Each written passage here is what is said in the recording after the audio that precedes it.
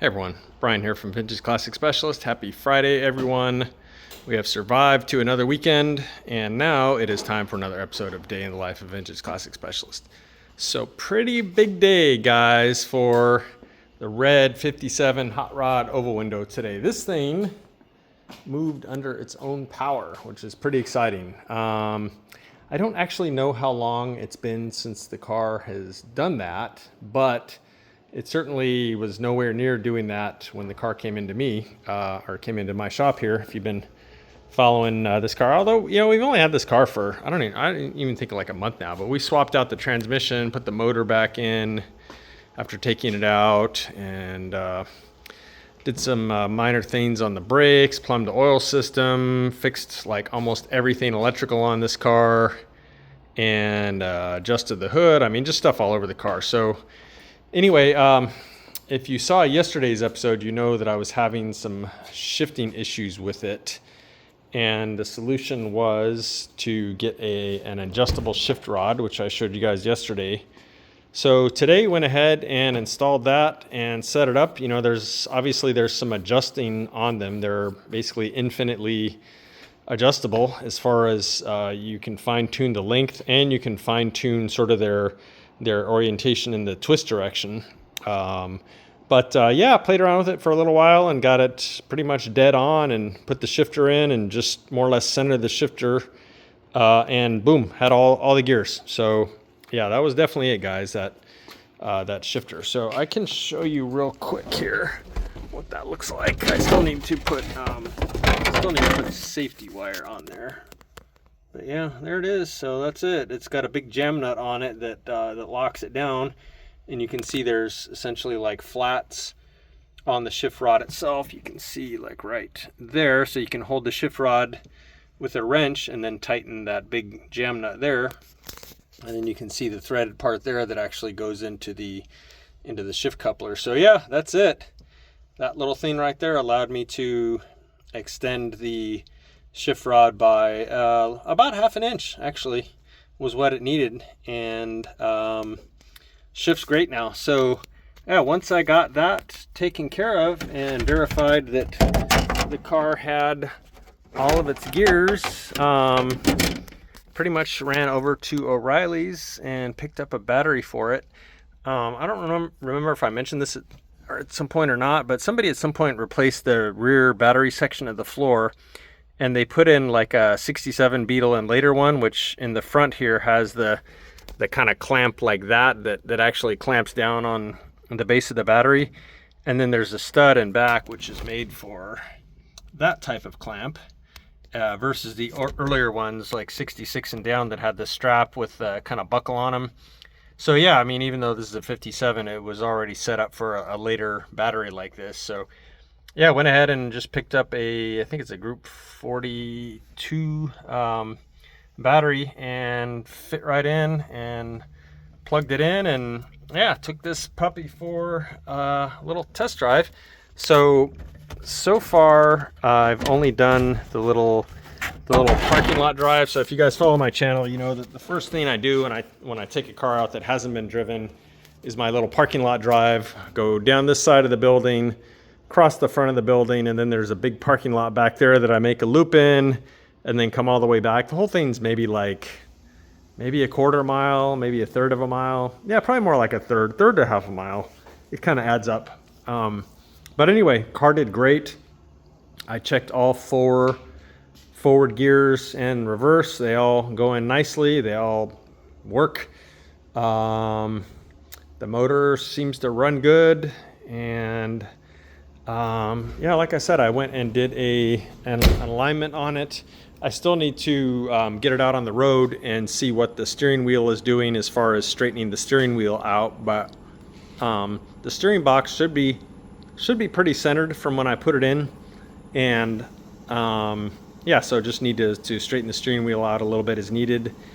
And honestly, guys, this thing is getting to the end here. I was texting with the owner today. He was asking when he could get the car. I sent him some videos of me driving it on a little parking lot test. By the way, I'll upload those probably also tonight, so keep your eyes out for a short of in-car video footage of this car being driven on its maiden voyage. Anyway, yeah, he was asking when he can come get it, and I think next week, pretty much. Main thing is putting the deck lid on and then putting some street miles on the car, making sure that it's safe and reliable first and foremost, and then it's all his. You start having fun with it. Should be a really fun car to drive. The little motor, well, it's a 2110. Small heads though, so it'll be very torquey. Probably be done by 45, maybe 5,000 RPMs. But you know, this guy, you know, he's not wanting to be out drag racing or anything like that. He just wants to enjoy his car. So that motor should pull like a freight train until it's done, and then it's time to shift. So there you go. Should be very pleasurable to drive this car. I have no doubt. And I'll find out. So I'll get more in-car footage when I get this thing out on the road proper. So yeah, big day for the red oval window here. Very excited for the owner to get this thing back very soon. So other than that, this car, Santiago did a couple things on it today. He put in the window winders and the door, inside door levers. And he started making, which is not quite done yet, but almost done, a shelf for the back here, which is going to hold the speakers. Got two Kenwood, I think, 6x9s, and we routed the wires back there all neat and clean. So yeah, that's going to go in, and this car will probably be leaving next week too, guys. So yeah, probably have a couple cars leaving next week, and then we'll see what's coming in next. So stay tuned for that. So after I was done on this one for the day, I turned my attention to this baby here, the 64 Beetle, for a while. And pretty much what I did was I went ahead and removed the rear spring plate. So if you remember the conversation about what this car was going to get, he wants it lowered subtly. So I put on an adjustable front beam with stock height disc brakes in front, so non-drop spindles, because again, we're probably going to lower the car like an inch. So the back, I'm going to re-index the spring plates, and then while I'm in there, put in new spring plate bushings, and of course I got to go through the brakes. So pretty much I spent this afternoon what I spent on this car, disassembled all that, and then spent quite a while cleaning parts. So backing plates, and then there's a bag with all the hardware, the bearing caps. You know, not the most exciting thing ever to talk about, but it's all part of restoration and repair and upgrades on these cars. Cleaning parts, not the funnest part of the job, but absolutely necessary to get a good result here. And plus, I hate grease, so I'm glad when the grease is gone, and then I can work with clean parts. Because I hate grease. I don't know why I'm a mechanic, because I hate grease, and that's why I'm wearing gloves all the time. So yeah, got the back end. I'm guessing that my transmission guy will probably have the transmission for this car done pretty soon, and so that's why I thought, you know what, let me go ahead before the transmission comes in and re-index these plates. I'll probably set the back up maybe like 3/4 of an inch lower, and then when the car is on the ground and all settled and stuff, then I'll dial the front end for probably like just a touch of rake. And then we'll kind of see where the owner wants to go from there. But yeah, the back will be static in that I'm not putting adjustable spring plates on. So probably aim for 3/4 of an inch. Because these cars almost always sit higher in front anyway. So I figure 3/4 of an inch in front, an inch plus maybe 3/4 of an inch in back, and then maybe about an inch, maybe a hair more in front. And that I think is going to achieve the look he's going for.